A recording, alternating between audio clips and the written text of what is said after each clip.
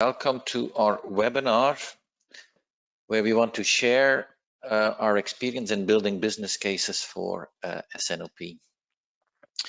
Very quick intro of Solventure. I also want to help you a bit on when do you start thinking at a business case and what are the things you try to do in parallel. Yeah? Our starting point for a business case is our supply chain triangle, and I also want to share some ideas there. I want to show what studies, benchmark, reference cases are available to dig into a business case template that we have built, and then again use our broader change and value framework to also remind you that you need to monitor value in the end. So for who wouldn't know us, well, we are Solventure.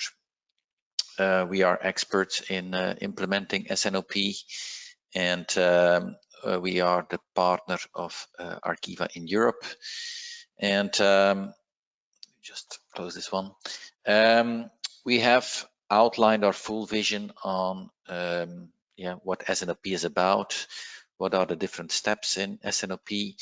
We combine process improvement with a good tool like Arqiva, analytics capabilities, and people and change. If you want to know more about any of these, don't hesitate to reach out to us. We also have quite some things described in vision papers. If you look at the software side, Arqiva is an advanced planning system. Lately, I see more questions like, what can we do in our ERP and what should I do in the APS and how do I connect the APS to the ERP? Also there we can talk a lot. Good news is that we have invested in a ERP connector, so getting data out of your ERP, regardless of the type of ERP, getting it into the planning system and getting the results of the planning system back into your ERP is a capability we also master and in which we have invested significantly over the last few years. So also on this aspect, if you want to know more, don't hesitate to reach out to us. And then, this is a couple of references. So we are certainly active across different sectors. Arqiva themselves more come from the process industry. Actually, it's a kind of a spin out from DuPont. And we've been working in food and CPG, discrete and high tech, chemical and process. And I typically say we bring the best of those different sectors to your company. So if you look at food and CPG, a lot of the variability is driven by promotions. So we know how a complex forecasting systems work. If you go to discrete and high tech, if you are in the automotive aftermarket, you can have hundreds of thousands of parts stored at different locations. So Federal Mogul uses Arqiva to manage their inventories in the aftermarket. That's quite complex, so we know how to manage inventories. And if you have complex process flows, where you need to keep the upstream assets running and where you have byproducts and so on, we also know how to model complex supply side processes. So here again, if you have any questions, reach out to us. The idea was to talk about business case, and before I dig into the business case, what we discussed and shown in our last webinar is we have compiled a 7-step approach, and these 7 steps gradually take you from the initial awareness of what is S&OP and how can S&OP help me, really to a sustainable situation where you have adjusted your processes, you have a proper tooling, you have educated your people, you have aligned your organization in such a way that you have a sustainable situation and you have sustainably improved your value. And thinking about the business case is part of that broader process. So I will not go through the full 7 steps in detail. I've done that last webinar. If you want to get the recording of the webinar, please let us know. We also have described these 7 steps in a lot more detail in a vision paper. So it is important that if you're thinking about S&OP and how to do S&OP and how to drive change with S&OP and value with S&OP, that you cross-check that. And in the envision phase and the engage phase, you see that also here we say, well, at some point in time, you need to start thinking about, how will this generate value? How will this generate benefits? Can I quantify that? Can I put targets? How will we measure that? And I will look at benefits and I will look at costs to come to a business case. And in our perception, a business case is not just a one-off exercise.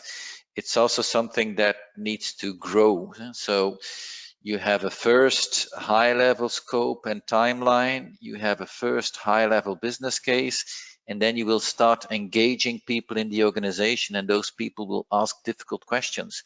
Those difficult questions will help you to refine the scope, refine the timeline, maybe refine which processes will be in scope, what you will do in the advanced planning system versus the ERP, and that will obviously influence your business case. So the business case also goes in a couple of iterations, and in the end, you need to make sure that you get a formal go on the ambition, the roadmap, the scope, the timeline, supported by a good business case.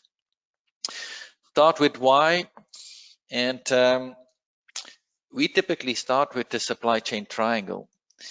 I see companies which want to do S&OP, and for me that is still a strange thing to do, because why do you want to do S&OP?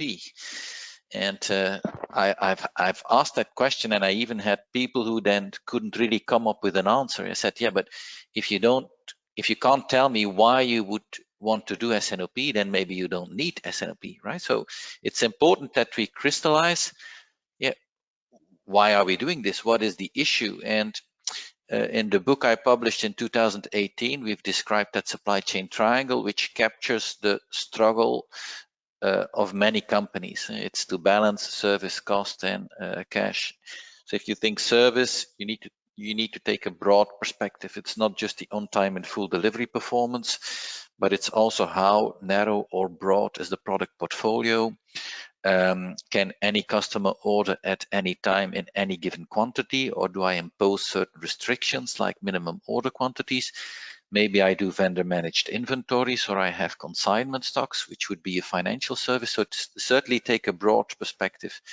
Costs are all the operational costs, and then cash is about inventory. And I see companies struggle with balance. So maybe purchasing decided to start sourcing in the Far East to lower the purchasing cost, but at the same time you have increased inventories.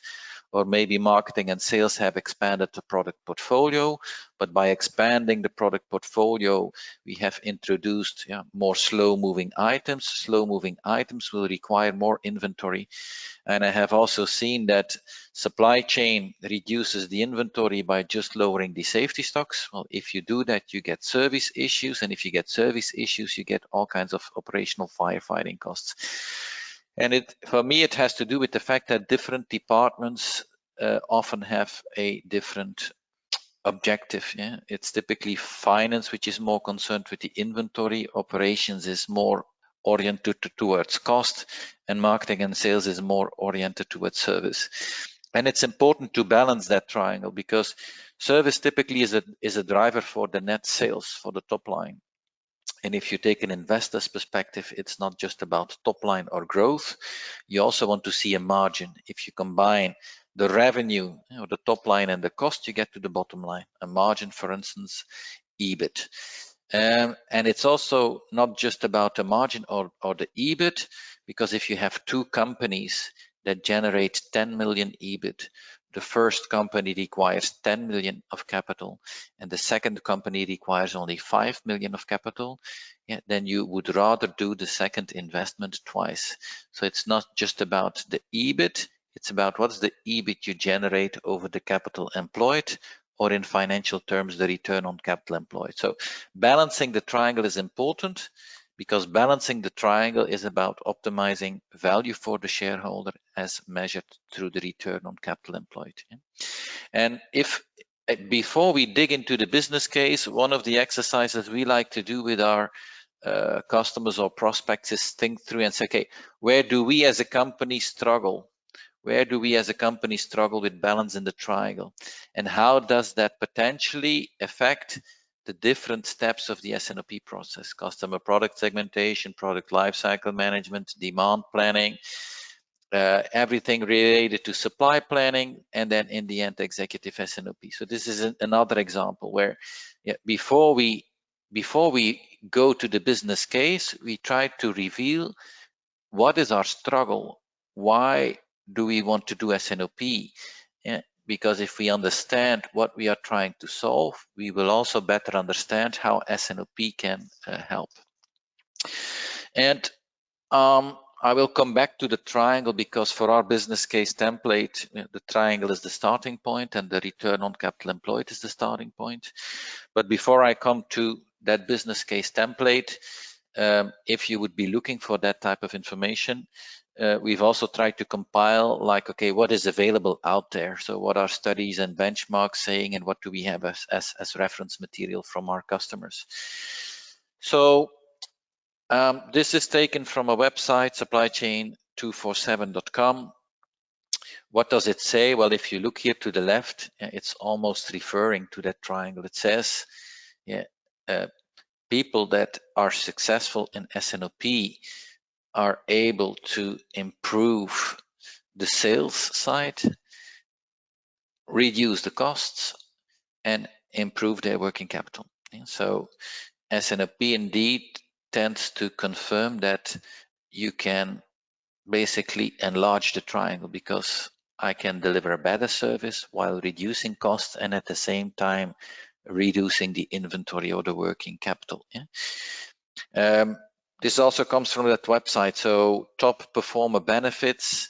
So you see improved forecast accuracy, order fill rate, inventory turns, gross margins, and so on. While it's good in the sense that it confirms what we expect, these benchmarks are not always very helpful because they tend to be very vague. So they are directional, but they are quite often very difficult to quote when you make your own business case. Gartner also does a lot of studies. So this is an example where they say, okay, companies with a higher S&OP maturity, well, they typically strongly agree with the fact that revenue is going up, costs are going down, profitability is going up. The inventory or working capital is not part here. This is another thing from Gartner. Gartner says, okay, if you can improve your forecast accuracy with 1% improvement, if you are between median and best in class, so probably you need to be somewhere over here, right? 1% improvement in the forecast accuracy will reduce the order to deliver cycle time, improve the perfect order performance with 0.4%, reduce the inventory and finished goods, reduce inventory obsolescence, and reduce transportation costs. So forecast accuracy positively impacts service, positively impacts costs, and positively impacts your working capital position. We also have examples from our customers. We'll not go into detail, but Ontex is a customer of ours. These are some figures that they have quoted. And across different customers, again, these are different types of improvements that we have noted. Also, somebody like Laura Ciceri, which was a former Gartner analyst and is now running her own supply chain insights research agency. She also says, if the organization is in place, the change management issues are tackled and the right leadership support is present, and technologies are deployed correctly, the return on investment of supply chain planning is an impressive 7 to 12 months. And I will come back to that when we review our business case template. So what have we done so far? Well, I tried to say, think about when you build the business case and review our 7-step model, because don't just dig into the business case. Also try to make sure that people are aware of what S&OP is, that you are aware of what you are trying to improve. So start from that supply chain triangle. And I've tried to share a couple of examples of what is out there, you could say, on the web and in the literature on how S&OP positively impacts your business.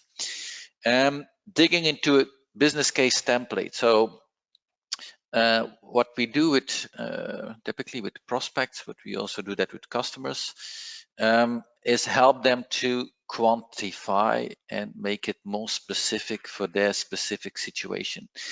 And we have an Excel template where we say, well, please fill in your financials here. And these are dummy financials. So this is about a 200 million business unit. These are the cost of goods sold with a certain split. So that's the gross margin. SG&A leads to a certain EBITDA. Depreciations and amortizations leading to a certain EBIT. So we want to come to the ROCE, return on capital employed. So for the ROCE, we need the EBIT and we need the capital employed. In the next slide, I will come back to the capital employed. So we start with asking some financials from the company or the business unit, and then estimate improvements based on where you are. If your starting position is worse, most probably the potential improvement will be bigger. If your starting position is already good, then most probably the improvements will be more difficult, or they might be at a different spot. So your starting point is important, and also the benchmark is important. So we know that if we improve forecast accuracy according to Gartner, we can expect certain improvements here. So just to explore this example, we could say, well, question that we typically ask is, what's your current service level? Currently around 90%. What's your target? Target is 96. So if we can close the gap from 90% to 96% service, what is going to happen? What will be the impact on the sales? Well, if we would assume that 1/3 of that is lost sales, then a 6% service improvement should basically increase the sales with 2%, because out of the 6% service loss, 1/3 of that is lost sales and 2/3 of that is currently back ordered. So we could say, well, that might say we are expecting a 2% increase in the sales. Here we also assume that the 2% sales increase might require a 2% raw material expense. If I will need to produce those 2%, so I will need to buy the materials. But in the current assumption, we say, well, if the service is higher, there will be less disruption. So for sure, I will not need extra people. Actually, I might even need less people. So we only accounted for a 2% raw material expense. We didn't account for extra labor required to produce the 2%. What else did we add here? Okay, so that's what I just explained. If we improve the service, there will be less last-minute reaction. So we should be able to have less expediting. So we should be able to reduce the transportation or the logistics costs. If we do a better planning, we should have the right inventory of the right product instead of having too much inventory of the wrong product. So we should be able to better balance the inventory, and we should be able to reduce the write-offs or the depreciation of the inventory. And these are a couple of examples. And together with our customers, we basically run through a checklist. So if I improve my service, do I expect any impact on margins? If my service is very bad, typically I'm in a very weak position when I go to the customer to negotiate a new contract, because the first 30 minutes I'm beaten up by the bad service. So if I can significantly improve my service and be at par with the competition, or potentially be even better with the position, I will have a different type of negotiation. So will this lead to better margins? Yes or no? That's a question we need to answer, and that answer will be different company per company. Logistics costs. So maybe because of better planning, we will have a better fill rate of the truck. So we will have less transport, or we will have less rebalancing across DCs. In the production, I might have improved OEE, reduction of changeovers, which might impact direct labor or indirect labor. Indirect labor might, for instance, also be the number of people which are currently doing the planning. Investing in a better process and a better system could reduce that. Purchasing. I see a lot of companies where purchasing has limited visibility on what will happen the next few months, and they need to make important buying decisions. So here again, if we have a better S&OP process, what will that mean for purchasing? And maybe purchasing will get a better price because of better visibility. Yeah? Or they might be better able to then buy at the right time. If you say, well, I have base contracts, but the delta I need to do spot buys on the market, spot buys are typically more expensive. So again, depending on your on your company, there's a long checklist of things we can run through and which could be more or less relevant for your specific company, and also depending on the scope. If you only do demand, yeah, then the link to purchasing might not yet be there. If you say, no, I'm not just doing demand, but I'm doing demand and distribution planning and master planning and MRP, yeah, then the connection with purchasing will be there. So that's what we need to discuss. Look for benefits which are realistic.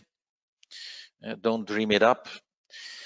Look for benefits that can be sold internally. Yeah, so if you improve your service, there will be an impact on the top line. I'm sure of that.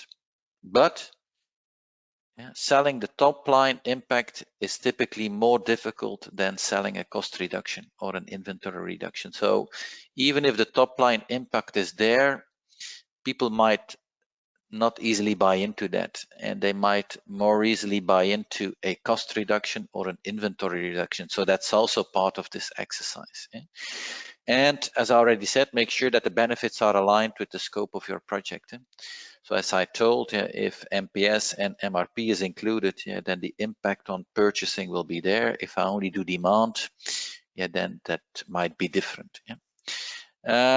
This is the revenue side or the P&L side.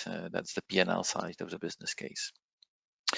The second slide here is the capital employed side of the business case. So here we look at, okay, what's your current inventory and what is in finished goods, what is in the raw materials, what is in work in process, What are your receivables, what are your payables, and how does that translate into the cash conversion cycle, which is a measurement for your working capital. This is the working capital in euros. This is a working capital measure, cash conversion cycle in days. So here you also see how many days of inventory do I have? What is the days of sales outstanding? What is the days of payables outstanding? Not that S&OP should have a lot of impact on DSO or DPO, but at the same time, you want to be cautious that you don't overstretch the inventory position if the sales outstanding and DPO and the payables outstanding would be very bad, right? And so the capital employed is, as is shown over here, is the working capital plus the fixed assets. So typically we also look at the fixed assets to come to the capital employed. Working capital plus fixed assets is capital employed. And if we know the EBIT and we know the capital employed, we know the return on capital employed or the bang for the buck, the full triangle. What do we expect here? So the EBIT is an annual recurring saving in the profit and loss. If we look at inventory savings, well, inventory is a one-off cash generation. So that's not an annual saving. If I reduce my inventory, as it's shown over here, with 4.5 million, well, it's a one-off cash injection. My inventory goes down and my cash position goes up with 4.5 million. That's also how we treat it in our business case template. So one-off cash generation on the balance sheet. How do I define the percentages? Well, it can be based on benchmarks. We have developed a technique, which I will not show here, where we say, okay, we can compare you with key competitors. And based on that comparison, we are able to give an indication and say, no, you are already best in class on inventory, so it's not very likely that you will have savings of 20 or 30%. Or no, it seems that many of your competitors are doing significantly better, and it seems that you are lagging behind on inventory. So you should be able to drive improvement, and S&OP as a process can deliver a key contribution to improving that inventory position. So benchmarks can help you to define the right reduction percentages here. And we can also do a quick scan where we say, okay, show us your inventory. And then we do a couple of analysis. We can do an ABC, X, Y, Z. And we say, okay, well, it seems that you have a lot more inventory and a way better service for the CZ items than for the AX items. That's certainly not something you want. So if we would turn this around, what would that lead to as a potential saving? Or what we also typically look like is what's the inventory for make to orders, customer specific products, just to better quantify where are the potential savings and what would be a realistic inventory reduction target for us as a company. Yeah? So these are the things we do to help people fill this in a correct way. When do we have impact on finished goods, work in process, raw materials? Well, for sure, it depends again on the scope of the project. The impact on work in process and raw materials will be bigger if operational planning is part of the scope. Again, if I only do demand and distribution planning, then the impact on raw materials or work in process will be less. If I do master planning and detailed scheduling, yeah, for sure, I want to have an impact on raw material and work in process inventories. Inventory is typically the most important part of the working capital. Yeah? At the same time, if you deliver a better service, again, you should be able to have a different negotiation with your customers. So that should also create some space for the DSO, but then you need to be able to get quite some commitment from sales, which in the early stages of S&OP is not necessarily easy. The second part of the capital employed, so that's the working capital, is then the fixed assets. Yeah, questions become, can I reduce fixed assets? If I reduce the fixed assets, so if I say, well, I will do rough cut capacity planning, that will give me a better overview of what is the loading of which production lines and which production sites, and that might actually allow me to shut down certain lines or shut down certain production plants. Well, that will of course impact my operational costs, so that translates back into the P&L.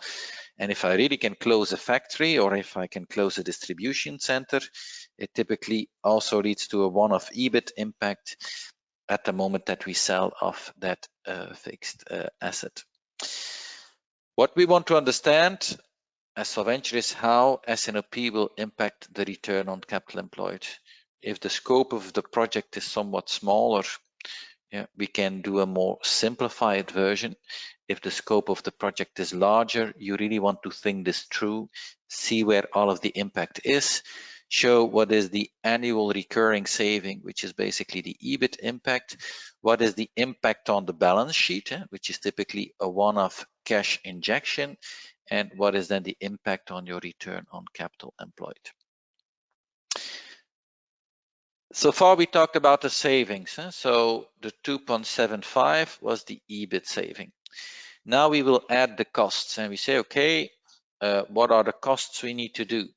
I will have implementation costs from the consultants. I might have some recurring support. I need to buy some licenses. I will have an internal resource cost, so which is really the project itself. And in this case, we even included, well, to keep the S&OP running, we might add a couple of roles in the organization to be able, we can run it in a proper way. And then here in the end, I might also have some infrastructure costs. So next to the benefits, we start listing what are the costs, not just in year 1 or year 2, but we want to take a 5-year horizon. OPEX versus CAPEX. Well, different companies have a different preference. That's what we have learned. So the question becomes, what will I take as an operational expense? Basically meaning that the full cost of the expense is taken in 1 year. And what do I want to take as a capital expenditure or CAPEX? Meaning that the project is first activated on the balance sheet and then is written off over a number of years, 5, 10, 15. So the CAPEX allows to spread the investment over multiple years. in line with the benefit realization. That's why accountants like to do that. Using CapEx instead of OpEx leads to a higher EBITDA. And why is that? Well, instead of an operational expense, it becomes a depreciation. So if it's a depreciation, it's not impacting the EBITDA. And that also plays a role if the company is primarily EBITDA driven, and EBITDA is the key metric. Then what is below the EBITDA line is less of a concern, and what is above the EBITDA line is more of a concern. So then those companies typically also try to put as much of the project as possible in a CapEx, because that can be depreciated. So this example is showing OpEx, but we can also make a CapEx sheet and we can compare both situations. As I already said, so we have the EBIT savings, we look at the external project cost, we look at the internal project cost, the running cost for a professional S&OP, and this is of course just all example figures, IT costs, and then we have the net annual savings. So this case says benefits will be 2.7, costs in year 1 is 2.5. So in year 1, I already have a net positive effect of 250,000 euro. And in the next years, I have a net positive effect of 2.95 and 2.195. If I know that, I can start calculating some return metrics. So this is the saving, this is the cost, so this is the net saving. And then I can say, okay, before I go to that, these are examples of what can be put in CapEx. So typically, the project costs, both external and internal, and licenses can be put in CapEx. If I would put this in CapEx, this would be the yearly depreciation impact if I depreciate over 5 years. And some companies have limitations for that. So they have a CapEx budget or a depreciation budget to spend. So that metric might be important for you. What other type of metrics do we here calculate? Net present value. So what do we do? Instead of just summing the net benefits, we discount them, and we discount them with the cost of capital. But even if we say, well, the 2.195 is only in year 5, if I discount it to year 1, it will be less. Well, then the value of this project is still an impressive net present value. Payback in months says, okay, when have I earned back the cost of the project? Well, the cost is 2.5, the benefit is 2.7, so we have earned back the cost of the project in this case 11 months. Remember that Laura Ceciri said an impressive 7 to 9 months. If we do calculations with real figures, that's typically the type of payback we have. If it's a smaller scope project, typically the benefit impact is a bit smaller. If it's a broader scale project, typically also the benefit impact is broader. And in general, we come indeed to paybacks of 6, 9, 10, 11 months, but certainly less than a year. And that's, in that sense, I often say it's much more easy to make a business case for a S&OP tool and an S&OP project than it is for an ERP project. Many companies have an old ERP system or have different ERP systems and want to upgrade or want to replace existing ERPs with one ERP. That has a huge cost. The cost of an ERP is typically way higher than what I'm showing here for an advanced planning system, but the benefits are typically much harder to quantify. Why? Because it's about changing or automating an existing process, which sometimes is already automated. So I'm just replacing one automation with another automation. As an OP in a lot of companies is inexisting or very, let's say, very cumbersomely managed with Excel files. And if you improve S&OP, you really touch the heart of the triangle. So you touch value generation. That's why the business case for S&OP is typically a no-brainer. And we can help you with that. We can provide you that Excel file to calculate that for your specific situation. So payback 11 months. The investment is 2.5. I didn't use the inventory benefit yet. And the inventory benefit is over here. Yeah? So the cash generation is 6.1 million, which means, well, the cost of the project is 2.5, but I will generate 6.1 million cash. So it also actually means I don't need to get a loan from the bank to pay for the project. No, I can pay for the project by using the cash generated from the inventory reduction. That's the last topic here. Next to the hard benefits, look for the soft benefits. We might do this because it's reinforcing the strategy of the company, or we might do this because of people, the well-being of our people. If your planning situation is bad, there's typically a huge amount of firefighting, and that tends to create burnouts, that tends to create difficulties with employee retention. So next to the hard financial benefits, think about the soft benefits. And don't forget to track benefits. So getting back here to our 7 steps. Yeah. So if you think about the business case, also try to think about the context. Do we already understand what S&OP is about? Do we know why we need S&OP? What is our imbalance in the triangle? And once you have implemented, make sure that you start tracking the values and the benefits. In too many companies, I see that the business case is, yeah, it's something we need to get the project started. We've made certain analysis and certain commitments, but those commitments are not followed up once we have started using the software and brought live the new processes. So that's not what we advise. It's not how we want to work. So don't forget to track the value and benefits. And how do you track it? Well, we remember this triangle. This triangle can be used to define a dashboard. So think about what are service metrics, what are cost metrics, what are capital employed metrics. Service drives top line, cost and top line gives the bottom line over the capital employed gives the return. And then you have a lot of operational metrics which drive these financial metrics. As we have shown with Gartner, if I improve my forecast accuracy, it will positively impact my service level, which is a service metric. Forecast accuracy can positively impact operational costs, less firefighting, and forecast accuracy can also positively impact my inventory here. So forecast has a triple impact on my return on capital employed. So use this type of dashboards to define which metrics you want to follow up. And this is the same, but just an iPad type of dashboard where you say, I know what are my key metrics. Yeah?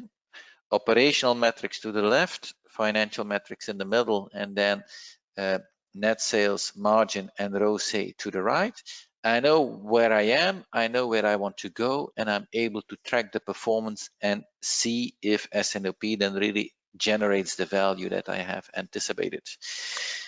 And that means we still have 5 minutes left for questions. I know I talk a lot, but now I'm most happy to take your questions. And as is shown here, there is a Q&A box which you can post your questions.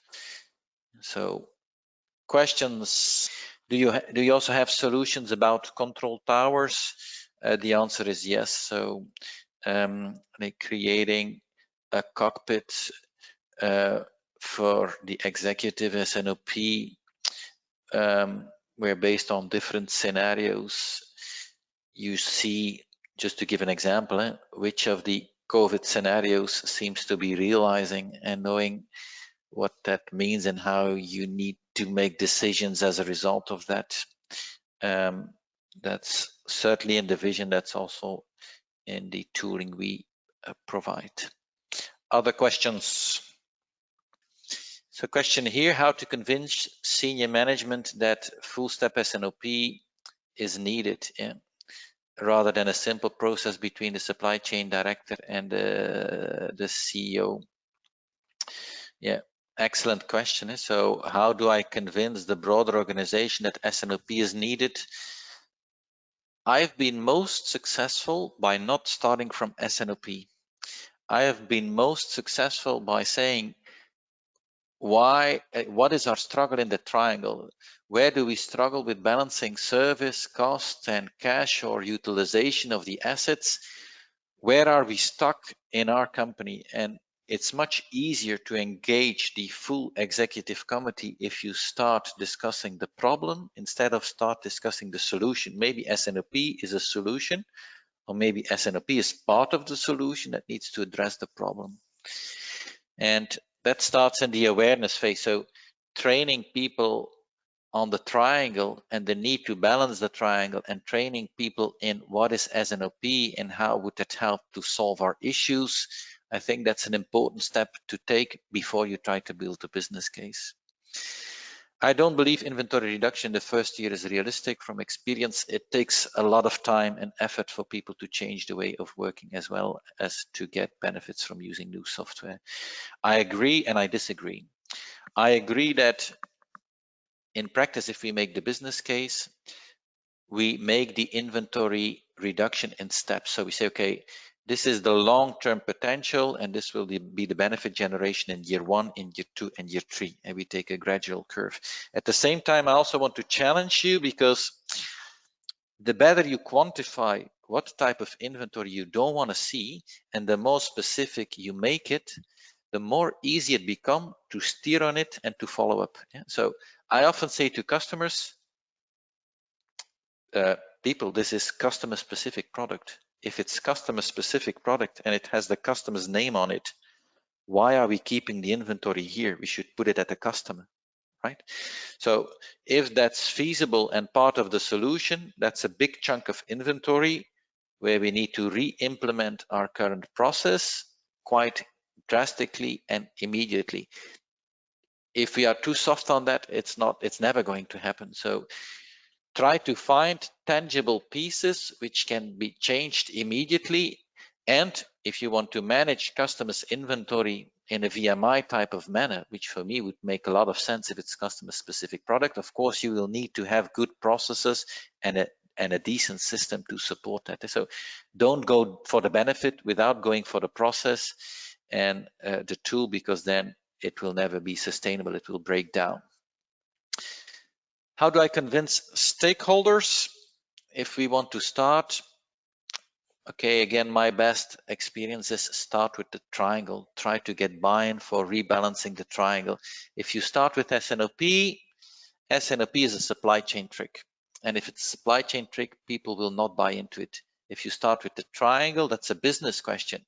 And once people understand that there is an issue with the triangle and that there is an ambition to drive change and better balance that triangle, then you can bring S&OP to the table as a possible solution. What are the best websites for benchmarking? Good question, but benchmarking is directional. Gartner is a good source. Supply Chain 24/7 is a good source, but benchmarking is directional. It's typically too vague to be convincing. If you really want to make an important investment, then you need to make your own business case. And last question I will take, what is the typical timing from convincing, building business case and implementation? Yeah, that's a good question. If there is a burning platform, the change typically goes fast. The biggest issue is if there is no burning platform. I talked to actually a customer this week, and the company has done quite good over the last few years. They have grown. I don't know margins, but I assume the business is quite profitable. So if there's not really a burning platform, it's typically harder to convince people that S&OP is needed, because yeah, what's the difference between good and better? And then it can take a long time. So it's difficult to give an exact answer to that, but we are certainly happy to discuss your question and your situation in more detail. I see other questions coming in and popping up, but I'll have to stop here. And let me thank you for your participation and your excellent questions. Feel free to drop extra suggestions, questions, remarks as we close down the webinar. We hope to see you back in next webinars. As long as the lockdown continues, we will try to keep weekly webinars to hopefully bring interesting stuff to you, and at the same time get inspired also by your questions and remarks. So thanks a lot everybody for attending this webinar, and we hope to see you back soon in one of our next webinars or occasions. Thank you.